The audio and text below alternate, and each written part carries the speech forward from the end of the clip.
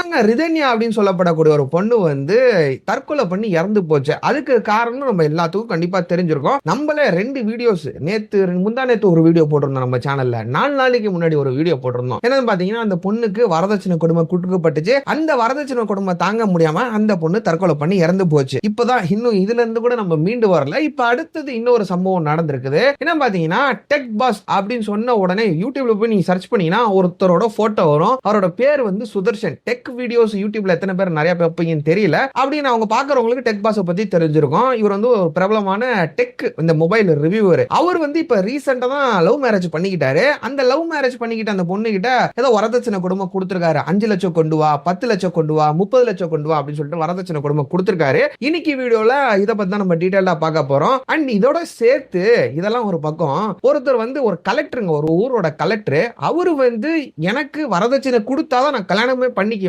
அப்படின்னு சொல்லிட்டு கிட்டத்தட்ட ஒரு 4-5 வருஷமா வெயிட் பண்ணிருக்காரு. வெயிட் பண்ணி வரதட்சணை வாங்கி கல்யாணம் பண்ணிருக்காரு. ஆனா நீங்க நினைக்கிற மாதிரி வரதட்சணை கிடையாது. இது வந்து நம்ம எல்லாத்துக்கும் ஒரு முன்னுதாரணமா நடந்து காட்டியிருக்காரு. அதை பத்தி இன்னைக்கு வீடியோல நம்ம பார்க்க போறோம். வாங்க வீடியோக்குள்ள போலாம். அதுக்கு முன்னாடி இந்த மாதிரி வீடியோஸ்லாம் நம்ம சேனல்ல நம்ம எவ்ரிடே அப்லோட் பண்ற ஒன்றே கூட மிஸ் பண்ணாம, இந்த வீடியோஸ்லாம் உங்களுக்கு பிடிச்சிருந்துச்சுன்னா, நம்ம பேசுறதுலாம் உங்களுக்கு பிடிச்சிருந்துச்சுன்னா நம்ம சேனலை சப்ஸ்கிரைப் பண்ணிக்கங்க. சப்ஸ்கிரைப் பண்ணாதான் யூடியூப் காரன் நம்ம சேனல்ல வீடியோ அப்லோட் ஆன உடனே உங்களுக்கு நோட்டிபிகேஷன் அனுப்பி, பாப்பா வீடியோ அப்லோட் ஆயிருச்சு வந்து பாத்துக்க அப்படின்னு சொல்லிட்டு உங்களுக்கு நோட்டிஃபை பண்ணுவான். உங்களுக்கு இந்த வீடியோஸ்லாம் மிஸ் ஆகாது. சரி, சப்ஸ்கிரைப் பண்ணிட்டீங்களா? வீடியோ ஸ்டார்ட் பண்ணலாமா? Hello everyone, this is Yasar. Welcome to Yasar speaks.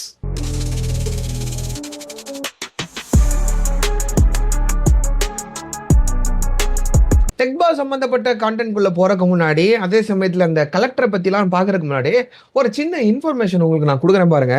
1961ல dowry act அப்படின்னு சொல்லப்படக்கூடிய ஒரு வரதட்சணைக்கு எதிர்த்து ஒரு இது வந்து வந்துச்சு, லா ஒன்றும் பாஸ் பண்ணப்பட்டுச்சு. இப்போ இந்த லா நம்ம எடுத்து பார்த்தோம்னா, இந்த ஆக்ட் நம்ம எடுத்து பார்த்தோம்னா, இது வந்து வரதட்சணை கொடுக்கறது தப்பு, வாங்குறது தப்பு அப்படின்னு சொல்லிட்டு நம்மளுக்கு வந்து வாங்கினா அது வந்து கண்டிப்பா தண்டனை இருக்குது அப்படின்னு சொல்லிட்டு இந்த லா வந்து சொல்லுது. ஆனாலும் இருந்தாலும் இன்னும் இந்த 2025ல எத்தனை பேர் வரதட்சணை வாங்காம கல்யாணம் பண்றாங்க? இப்ப இந்த வீடியோஸ் பல பேர் பார்த்துட்டு இருப்பீங்க. நீங்களே உங்க மனசுல நீங்க தொட்டு சொல்லுங்க, நீங்க வரதட்சணை வாங்காம கல்யாணம் பண்றீங்களா? கல்யாணம் பண்றவங்க நிறைய பேர் இருக்கிறாங்க. நீ என்னடா யோக்கியமா, உங்க ஃபேமிலி என்னடா யோக்கியமான்னு சொல்லிட்டு பல பேர் கேட்பீங்க. இந்த வீடியோ வந்து எங்க ஃபேமிலிஸ்லயும் நிறைய பேர் இருக்கிறாங்க. அவங்களுக்கும் சேர்த்து தான் இந்த வீடியோ மேக் பண்ணிட்டு இருக்கேன். ஸோ அவங்களும் இந்த வீடியோஸ் பார்த்தீங்கன்னா நீங்களும் தொட்டு மனசை தொட்டு சொல்லுங்க. ஏன்னா ஒரு பொண்ணு வந்து அவங்க அப்பா அம்மாவை விட்டுட்டு கல்யாணம் பண்ணி உங்க வீட்டுக்கு வருது, என்னென்ன ஆசைகளோட வரும். ஆனால் வந்த உடனே நீ அதை கொண்டு வா, இதை கொண்டு வா, 10 லட்சம் கொண்டு வா, 50 லட்சம் கொண்டு வா, எனக்கு என்ன அவங்க அப்பா அம்மா வந்து எனக்கு பிஸ்னஸ் வச்சு கொடுக்க மாட்டாங்களா, பிஸ்னஸ் வச்சு கொடுங்க அப்படின்னு சொல்லிட்டு எத்தனை காலத்துக்கு தான் இந்த மாப்பிள்ளை பயலுக்கு வந்து கேட்க போறாங்க? எனக்கு சுத்தமா விளங்க மாட்டேங்குது. மேட்ரு என்னன்னு கேட்டீங்கன்னா, மீச வச்சவங்க எல்லாமே ஆம்பளைன்னு நினைச்சுக்கிட்டு இருக்காங்க. அதே சமயத்துல கல்யாணம் ஆகி புள்ள பிறந்துருச்சுன்னா நான் ஆம்பளடா அப்படின்னு சொல்லிட்டு பீத்திக்கிட்டு நிக்கிறாங்க. ஆனா அவங்க எல்லாம் நிஜமான ஆம்பளே கிடையாது. அதுதான் இந்த வீடியோல ஃபர்ஸ்ட் நான் சொல்லிக்கிறேன். அண்ட் இதை முடிச்சுட்டு நம்ம இந்த கண்டென்ட் குள்ள வருவோம்.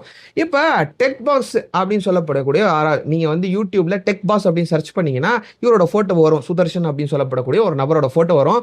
இவர் இப்பதாங்க ரீசெண்டா ஒரு பஞ்சாயத்துல இருந்து வெளியே வந்தாரு. அவர் வந்து டெக் பாஸ் அப்படின்னு சொல்லப்படக்கூடிய ஒரு கம்பெனில ஒர்க் பண்ணிட்டு இருந்தாரு. அது வந்து ஒரு யூடியூப் சேனல் கம்பெனி.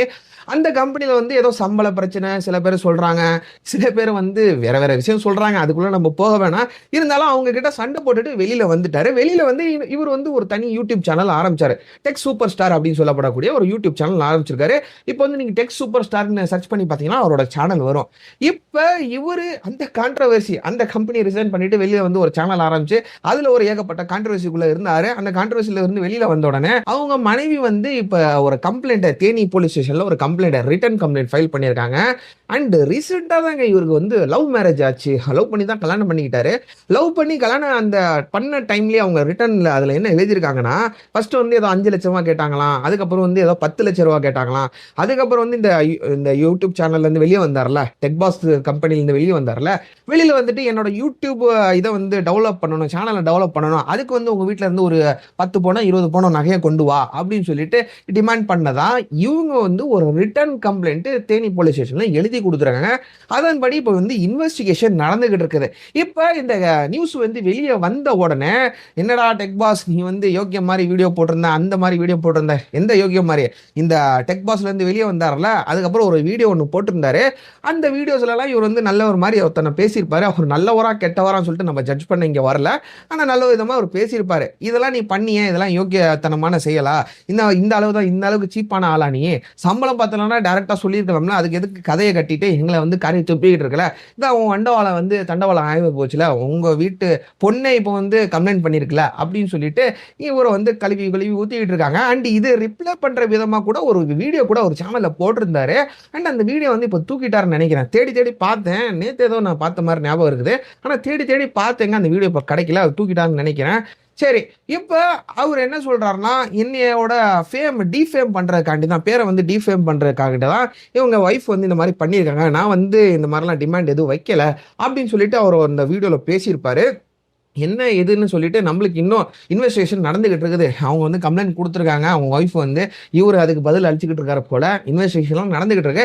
எடுத்தவங்க அவுத்தோன்னு சொல்லிட்டு நம்ம வந்து இவர் கெட்டவர் நல்லவன்னு சொல்லிட்டு நம்ம சொல்ல முடியாது. இவரோட அந்த ஹிஸ்டரியை வந்து நம்ம எடுத்து பார்த்தோம்னா, இவர்கிட்ட ஏகப்பட்ட கான்ட்ரவர்சி ஓடிட்டு இருந்திருக்குல்ல, அதனால இவர் வந்து கெட்டவர்னு சொல்லிட்டு பல பேர் சொல்லிக்கிட்டு இருக்காங்க. பார்ப்போம், அவங்க ஒய்ஃபு கூட கொடுத்துருக்க கூடும், சொல்ல முடியாது. இப்போ வந்து இந்த டவுரி கேஸை வந்து பல பெண்கள் வந்து எடுத்துக்கிட்டு அவங்களுக்கு சாதகமா ஏகப்பட்ட வேலைகளை பண்ணிக்கிட்டு இருக்காங்க. நான் வந்து குத்த சொல்லலை, ஓப்பனாக சொல்கிறேன். அவங்களும் யூஸ் பண்ணிக்கிட்டு இருக்காங்க. அதே சமயத்தில் ஆண்களும் துன்புறுத்தப்படுறாங்க, பெண்களும் துன்புறுத்தப்படுறாங்க. இன்வெஸ்டிகேஷன் நடந்து முடிஞ்சதுக்கு அப்புறம் தான் என்ன நடந்திருக்கு, ஏது நடந்திருக்குன்னு சொல்லிட்டு ஒரு ரிப்போர்ட் நம்மளுக்கு கிடைக்கும். அதுக்கப்புறம் தான் சுதர்ஷன் தப்பு பண்ணியிருக்காரா, இல்லை அவங்க ஒய்ஃப் தப்பு பண்ணியிருக்காங்களா அப்படின்னு சொல்லிட்டு நம்ம ஒரு தீர்மானத்துக்கு வர முடியும். இப்போ நெக்ஸ்ட் என்னன்னு பார்த்தீங்கன்னா, இந்த கலெக்டர் விஷயத்துக்கு வருவோம். இவர் வந்து பேரவை அப்படின்னு சொல்லப்படக்கூடிய ஊரில் சிவகுரு பிரபாகர் அப்படின்னு சொல்லப்படக்கூடிய ஒரு கலெக்டர் இருக்காரு.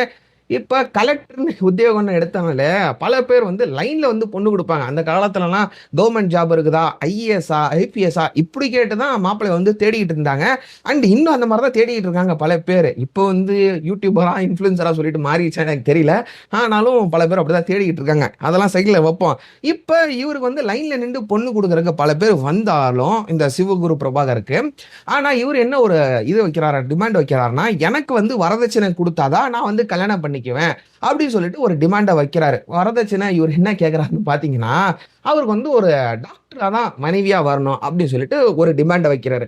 சரி, டாக்டர் தானே, இதுல என்ன பிரச்சனை இருக்குது அப்படின்னு சொல்லிட்டு அங்க உள்ள லோக்கல் புரோக்கர்ஸா இருக்கட்டும், அவங்க வீட்டு ஆளுங்களா இருக்கட்டும், பொண்ணை தேட ஆரம்பிக்கிறாங்க. டாக்டர் பொண்ணுலாம் யாரும் அங்க இருக்கிறாங்க, வாங்கம்மா சொந்த காலத்துல யாரா இருக்கிறாங்களா, இல்ல வெளியே பெரத்தில வந்து யாராச்சும் இருக்கிறாங்களா அப்படின்னு சொல்லிட்டு பொண்ணு தேட ஆரம்பிக்கிறாங்க. அதுக்கப்புறம் தலைவர் வந்து ஒரு தக் லைஃப், ஒரு தக் மூமெண்ட்டை பண்றாப்புல. என்ன சொல்றாருன்னா, இப்போ எனக்கு டாக்டர் பொண்ணு தான் வேணும், ஆனா அந்த டாக்டர் பொண்ணு வந்து வாரத்துல 2 நாள் எங்க ஊர், ஒரு கிராம ஊர் இருக்குது, அந்த ஊர்ல வந்து விவசாயிகளுக்கு ஃப்ரீ ட்ரீட்மெண்ட் கொடுக்கணும், ட்ரீட்மெண்ட் கொடுக்குற பொண்ணாதான் நான் எந்த கல்யாணம் பண்ணிக்குவேன், இதுதான் என்னோட அந்த கல்யாணத்துக்கு வரதட்சணை அப்படின்னு சொல்லிட்டு, இதுதான் வரதட்சணை நான் எதிர்பார்க்கிறேன் அப்படின்னு சொல்லிட்டு ஒரு டிமாண்டை வைக்கிறாரு. கேட்கறதுக்கு வித்தியாசமா இருக்குல்ல.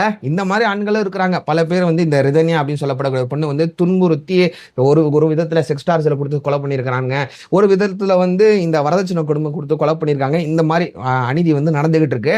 ஆனா இதே சொசைட்டில அதுன்னு சொல்றேன், இதே சொசைட்டில இந்த மாதிரி ஆண்களும் இருக்கிறாங்க. இவங்களுக்கெல்லாம் ஒரு சல்யூட் தாங்க அடிக்கணும். மனுஷன் வந்து இந்த மாதிரி டிமாண்ட் வைக்கிறாரு. ஆனாலும் இருந்தாலும் இந்த மாதிரி நல்லது செய்யறதுக்கு இந்த மாதிரி ஒரு நல்ல விஷன் வச்சு மனுஷனுக்கு பொண்ணு கிடைக்கலங்க. பொண்ணு வந்து என்ன, நான் வந்து ஃப்ரீயா சர்வீஸ் பண்ணணுமா, விவசாயிகளுக்கு சர்வீஸ் பண்ணணுமா, அதுக்கு தான் நான் டாக்டர் படிச்சுட்டு வந்திருக்கேனா, அதான் நான் பண்ண முடியாதுன்னு சொல்லிட்டு கிட்டத்தட்ட ஒரு 4-5 வருஷமா பொண்ணு கிடைக்காம தான், கலெக்டருக்கே பொண்ணு கிடைக்காம இருந்திருக்கிறாரு. அதுக்கப்புறம் இந்த இவரை வந்து இவரோட விஷனை வந்து புரிஞ்சுக்கிட்ட இவங்களோட பேர் வந்து கிருஷ்ண பாரதி. இவங்களுக்கு வந்து இவரை பிடிச்சி போச்சு. அண்ட் இவரோட விஷன் வந்து ரொம்ப பிடிச்சி போச்சு. ஏன்னா இவர் வந்து விவசாயிகளுக்கு உதவி செய்யணும்னு நினைக்கிறாரு. இவர் வந்து ஏழை எளிய மக்களுக்கு, கிராமத்து மக்களுக்கு உதவி செய்யணும்னு நினைக்கிறாருல. இவரோட விஷயம் பிடிச்சி போய் இவரை கல்யாணம் பண்ணிக்கிறாங்க. இதுல முக்கியமான பாயிண்ட் நம்ம எல்லாத்துக்கும் இப்போ வந்திருக்கோம். என்ன பார்த்தீங்கன்னா, எதுக்கு பர்டிகுலரா ஃபார்மர்ஸுக்கு, இந்த விவசாயிகளுக்கு ஃப்ரீ ட்ரீட்மெண்ட் பண்ண வைக்கணும் அப்படின்னு சொல்லி இவர் கேட்குறான்னு பார்த்தீங்கன்னா, பிகாஸ் இவரோட ஃபேமிலி பேக்ரவுண்ட் எடுத்து பார்த்தீங்கன்னா, இவங்க வந்து ஒரு விவசாய குடும்பத்துல இருந்தா வந்திருக்கிறாரு. இவருக்கு வந்து விவசாயிகள்லாம் எவ்வளவு கஷ்டப்படுறாங்கன்னு சொல்லிட்டு அவங்களோட வலியெல்லாம் வேதனையெல்லாம் தெரிஞ்சிருக்குது. அதே சமயத்துல நம்ம எல்லாத்துக்கும் சோறு போடக்கூடிய இவங்க விவசாயி, அவங்க விவசாயம் பார்க்கறனால தான் நம்மளுக்கு வந்து சாப்பாடு கிடைக்குது, அரிசி கிடைக்குது. அண்ட் இவங்களுக்கு யாரும் ஹெல்ப் பண்ண மாட்டேங்கிறாங்களே, நம்ம ஹெல்ப் பண்ணுவோமே அப்படின்னு சொல்லிட்டு கலெக்டர் ஆன அந்த டைம்ல இருந்து இவர் வந்து ஏகப்பட்ட மெடிக்கல் கேம்ப், ஹெல்த் செக்அப், அவங்க கிராமத்துல, பக்கத்து கிராமத்துல ஒரு சுத்தி என்னென்ன கிராமம்லாம் இருக்குதோ அங்கெல்லாம் ஃப்ரீ ஹெல்த் செக்அப் கேம்ப்லாம் நடத்திட்டு வந்திருக்காரு. அதே சமயத்துல இந்த மாதிரி ஒரு டிமாண்டை வச்சிருக்காரு. எனக்கு வரதட்சணை என்னன்னா, எனக்கு வந்து படிச்ச பொண்ணு, டாக்டர் பொண்ணு தான் வேணும். அண்ட் அந்த டாக்டர் பொண்ணு எங்க கிராமத்து விவசாயிகளுக்கு ஃப்ரீ ட்ரீட்மெண்ட் வாரத்துல 2 நாள் பார்த்தா போதும்பா, அதுக்கு மேல பார்க்க வேணாம் அப்படின்னு சொல்லிட்டு ஒரு டிமாண்டை வச்சிருக்காரு. இவருக்குலாம் ஒரு சல்யூட் தான். இன்னொரு சல்யூட் அடிச்சா எத்தனை சல்யூட் அடிச்சாலும் இவருக்கு வந்து என்ன சொல்றது, தகுங்க, அவ்வளவுதான். அண்ட் இதுதான் இந்த கண்டென்ட்டோட ஓவர்வியூ. இதான் உங்கள்கிட்ட ஷேர் பண்ணணும்னு நினைச்சேன். அண்ட் இன்னொரு பாயிண்ட், ஸ்டார்டிங்லேயே இந்த விஷயத்தை வந்து நம்ம கண்டென்ட்ல மென்ஷன் பண்ணணும்னு நினைச்சேன். ஆனால் ஸ்கிரிப்ட்ல வந்து மிஸ் ஆகி போச்சு. ஏன்னா பார்த்தீங்கன்னா, நேஷனல் கிரைம் ரெக்கார்டில் வந்து ஒரு சர்வே எடுத்தாங்க. 2020 ஒரு சர்வே எடுத்தாங்க. அந்த சர்வேல 6966 6966 பேர் டவுரி கேஸ்னால இறந்துருக்காங்க. அதில் 19 பெண்கள் டெய்லி ஒரு உயிர், அப்பாவி உயிர் பறி போயிருக்குது. இந்த மாதிரி வரதட்சணை கொடுமை கொடுத்து கொலை பண்ணியிருக்காங்க. இவங்களாம் மனுஷங்களா, மனுஷ ஜீவங்களா என்னன்னு எனக்கு சுத்தமா புரிய மாட்டேங்குது. 2025 வாழ்ந்துகிட்டு இருக்கிறோங்க. டெக்னாலஜிக்கலி நம்ம வந்து எவ்வளவு இம்ப்ரூவ்மெண்ட் ஆகிட்டு இருக்கிறோம். நம்ம வந்து என்ன சொல்றது, எல்லாத்துலயும் டெவலப்மெண்ட் ஆகிட்டு இருக்கோம். ஆனா இந்த வரதட்சணை கொடுமை மட்டும் நம்ம வந்து இந்த வரதட்சணை கொடுமையில இறக்கக்கூடிய அந்த எண்ணிக்கை வந்து இன்னும் கம்மியாகல. வருஷம் ஜாஸ்தி ஆகிட்டே தான் போறது. ஏன்னா 100% ஒரு திருமணம் நடக்குதுன்னு வச்சுக்கோங்களேன், கல்யாணம் நடக்குதுன்னா அதுல 95% மக்கள் வந்து வரதட்சணை வாங்கிட்டு தான் கல்யாணம் பண்றாங்க அப்படின்னு சொல்லிட்டு ஒரு சர்வே வந்து சொல்லுது. சர்வே ரிப்போர்ட் ஒன்று கொடுக்குது. இந்த மாதிரி ஏன் நடக்குதுன்னு பார்த்தீங்கன்னா, பிகாஸ் வரதட்சணை கொடுக்கறதுக்கு இந்த பெண்ணை பெற்றவங்க அப்பா அம்மா இருக்கிறாங்களா, அவங்க பேரண்ட்ஸ் இருக்காங்களா, அவங்களே முன் வந்து வழி வந்து வாங்கிக்கிங்க வரதட்சணை, எங்க பொண்ணுக்கு நாங்கள் செய்கிறோம் சொல்லிட்டு கொடுக்குறாங்க. தயவு செஞ்சு நீங்க நிப்பாட்டுங்க. நீங்க நிப்பாட்டினா தான் இந்த மாதிரி பயல்கள்லாம் திருந்துவானுங்க. இவங்களாம் டிமாண்ட் வைக்க மாட்டாங்க. நான் வந்து அந்த மாப்பிள்ளை, இந்த மாப்பிள்ளை, நான் வந்து லண்டன் மாப்பிள்ளை, நான் வந்து கவர்மெண்ட் ஜாப் மாப்பிள்ளைன்னு சொல்லிட்டு இவங்கெல்லாம் இந்த மாதிரி டிமாண்டை வைக்க மாட்டானுங்க. அவனுக்கு பொண்ணு கிடைக்காம இருந்தால் தான் அவனுக்கு வந்து பொண்ணோட அருமை தெரியும். அருமை தெரியல, இந்த மாதிரி அப்பாவி பொண்ணுங்களை வந்து கொலை பண்ணிட்டு தான் இருப்பானுங்க, சாவடிச்சுக்கிட்டு தான் இருப்பாங்க. இந்த உயிர் வந்து போய்கிட்டு தான் இருக்கும். ஸோ தயவு செஞ்சு வரதட்சணை நீங்க முன் போய் கொடுக்குறீங்கன்னா தயவு செஞ்சு வாலிட்டரா வரதட்சணை கொடுக்காதீங்க. அவ்வளவுதான் இன்னைக்கு வீடியோ. நாளைக்கு இன்னொரு இன்ட்ரெஸ்டிங்கான வீடியோ பார்க்கலாம். அண்ட் அதே சமயத்தில் இந்த வீடியோ யாருக்காச்சும் யூஸ்ஃபுல்லா இருக்குன்னு நினைச்சீங்கன்னா இந்த வீடியோ அப்படியே உங்களுக்கு ஷேர் பண்ணி விடுங்க. அதே சமயத்தில் இந்த வீடியோ உங்களுக்கு பிடிச்சிருந்துச்சுன்னா லைக் பட்டன் இருக்குல்ல, அது ஃப்ரீ தான், அதை தட்டி விடுங்க. அண்ட் பிடிக்கலன்னு வச்சுக்கோங்களேன், டிஸ்லைக் பட்டன் பக்கத்தில் இருக்கு, அதையும் தட்டி விடுங்க. அடுத்த வீடியோவில் வந்து நம்ம வந்து கரெக்ட் பண்ணிக்கலாம். என்ன பேசுறது தப்பா இருக்குதா, இல்லை ஏதாச்சும் இம்ப்ரூவ்மெண்ட் கொண்டு வரணும்னு சொல்லிட்டு இம்ப்ரூவ்மெண்ட் பண்ணிக்கலாம். அவ்வளோதான் இன்னைக்கு வீடியோ. நாளைக்கு இன்னொரு வீடியோவில் பார்க்கலாம். டில் தென் டேக் கேர், பை.